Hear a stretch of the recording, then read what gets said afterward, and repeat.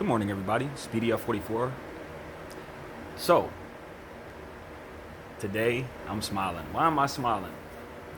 Because I'm dreaming. Yes, I woke up this morning dreaming. Yeah, Giannis. New age tampering is upon us.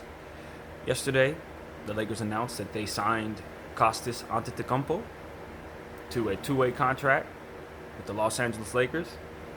Of course, we've hired Jason Kidd as an assistant coach with more or less an underhanded promise to make him head coach within 2 years.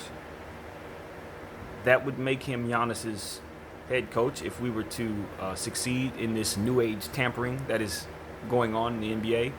The Lakers have been engaging in for the past several years.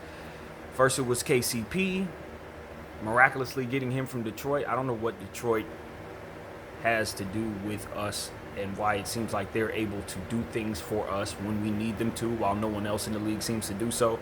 That trade that we made with Detroit to acquire the shooter that just went to New York, my mind went blank.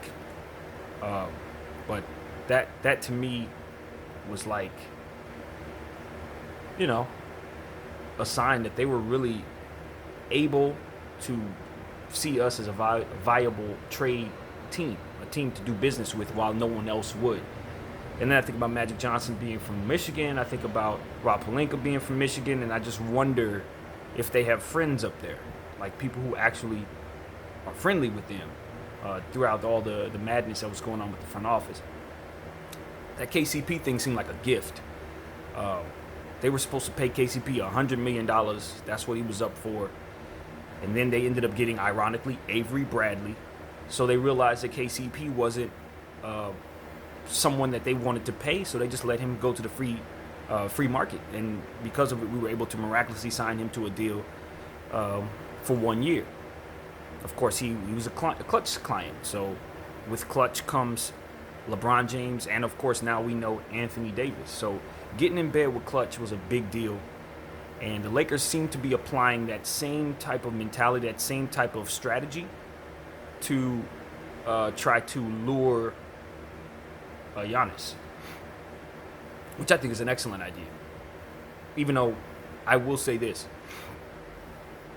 I'm sitting up here grinning like a dummy and talking about all of this, but if I'm assessing what Giannis is about, I would say he's less likely to come to the Lakers than Kawhi was, to be honest.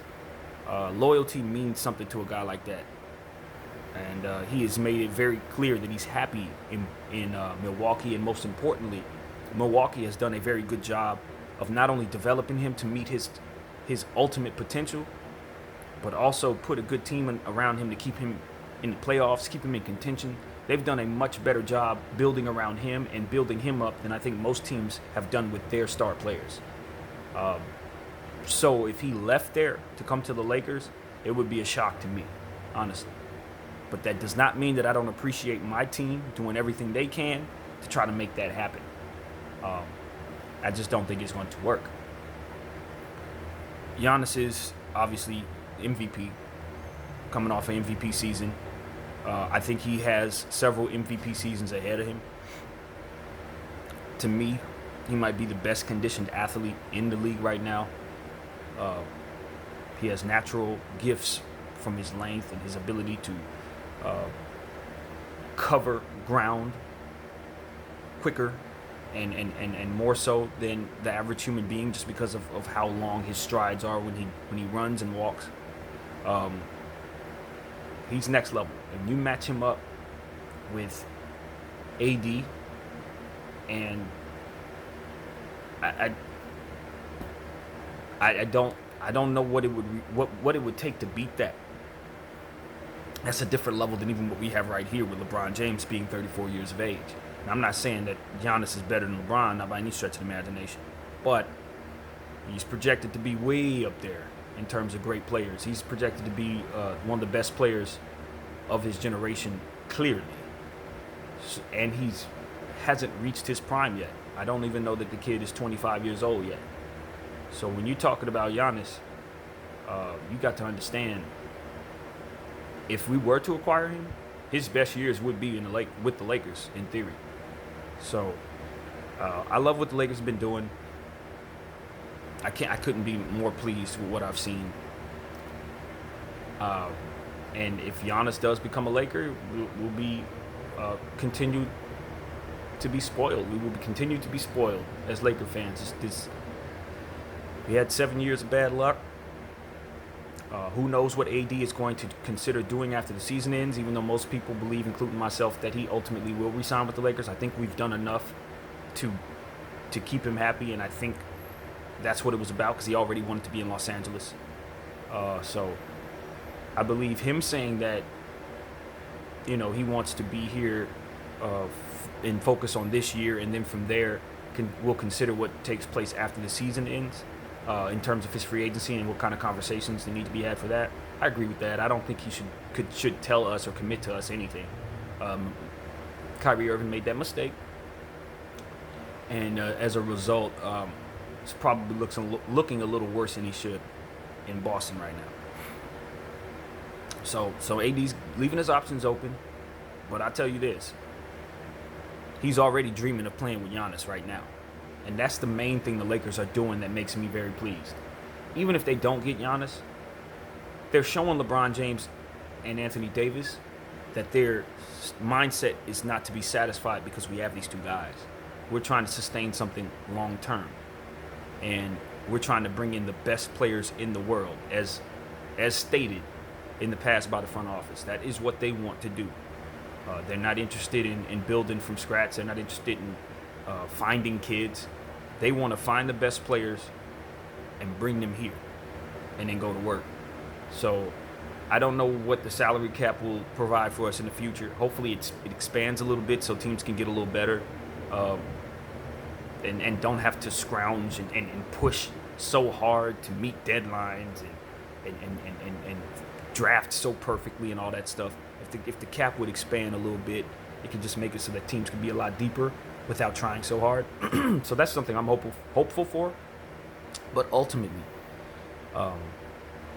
as a Laker fan, I couldn't be more happy with what this front office is trying to do and what they have been doing in terms of just reaching out through the proper channels to try to make sure that they plant the seed in the minds of people that they want to play for them, and giving them opportunities to see their name, particularly Giannis, their name on the back of the jersey. He's going to look at his brother and he's going to see Antetokounmpo on the back of a Laker jersey. And I don't know what that means. You know what I mean? That might do something to make him think about whether or not it's best to challenge free agency when the time comes. Knowing Giannis, though, and knowing what he's been saying, I wouldn't advise him to do this, but I wouldn't be surprised if he signed an extension with the Bucks before this even takes place. Because that's just the type of relationship he appears to have with that organization, with that city, and he's been there his whole career, and it seems like he's been thrilled. It seems like he's been really, really happy. It's not like Anthony Davis, who hasn't had a front office that he trusts, but only so many players that he liked playing with, I guess, in terms of how good they are.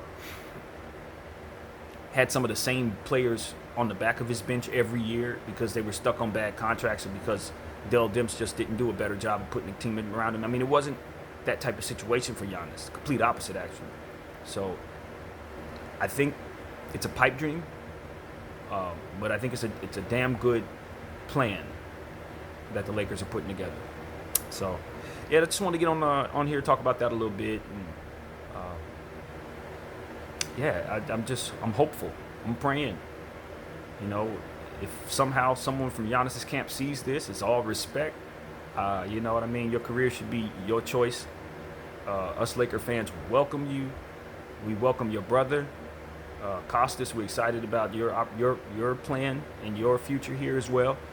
And looking forward to having rooting you guys on going forward. It's one of those things where players come and go. We know that, but once you put on that Laker jersey, you're a part of this thing forever.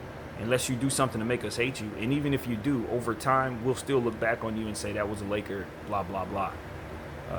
It's something big. This is a club, so to speak. I don't know how other teams feel about players coming to their team. Once you're a Laker forever. Trevor Ariza was a Laker for 2 years, a year and a half. And we still look at him as one of our very own. Won a championship with us. That's it. That's all it took. I remember Mike Penberthy was a guy who was on the back of the bench with Shaq and Kobe days. He just got hired uh, on the staff, I think, as a shooting specialist or some type of specialist in terms of coaching. Uh, as I've done a video in the past, the Lakers have done a good job of keeping players that have played for them in the mix for jobs for basically the rest of their lives. So, not that that would be an issue for Giannis, but just as a team that you look for to give you some sense of brotherhood and community. Yeah, from what I've seen on the outside looking in, the Lakers are one of the best in sports for that. So that's what I want to say. I hope everybody's enjoying themselves. Happy Monday. That's what it is today. And yeah, it's the off season. No basketball to watch, but plenty to speculate about, plenty to dream about, and that's what we're doing as Laker fans. We're dreaming of Giannis. Never satisfied, man. We want to beat the Celtics in championships, and we want to stay ahead of them. It ain't enough to just get 17 and 18. We got to get 19, 20, 21, and 22. We got to get some space between us and the Boston Celtics. So whoever wants to help us do that, you're welcome to. And for those of us who don't, we're going to deal with you. That's just the Laker way, baby. Peace out. PDF.